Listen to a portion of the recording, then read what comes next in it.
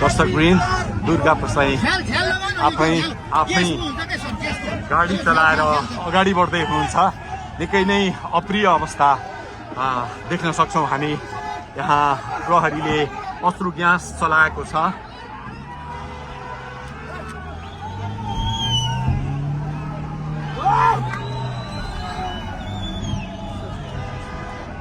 यो तीनकुनेको सडक हो, तीनकुने क्षेत्र हो।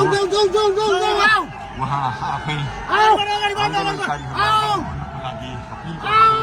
आफै गाडी चलाउँदै अगाडि बढिराख्नु भएको छ। हामी दुर्गा प्रसादसँगै अगाडि बढिरहेका छौँ। यहाँ निकै ठुलो मात्रामा युवाहरूको उपस्थिति देख्न सकिन्छ।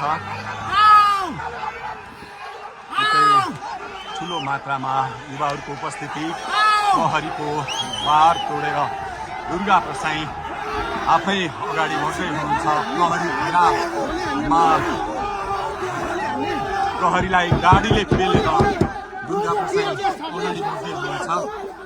हामी दुर्गा प्रसाईसँगै अगाडि बढ्दैछौँ।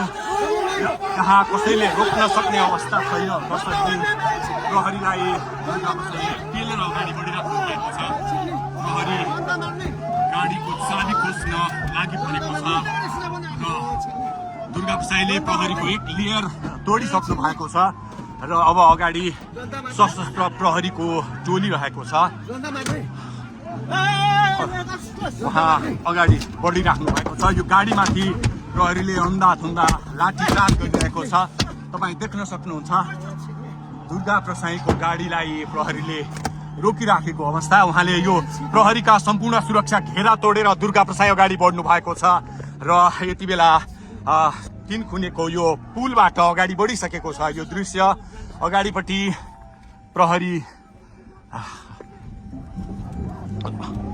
प्रहरीका यी घेरा तोडेर दुर्गा प्रसाई अगाडि बढिराख्नु भएको छ। हामी दृश्य देख्न सक्छौँ।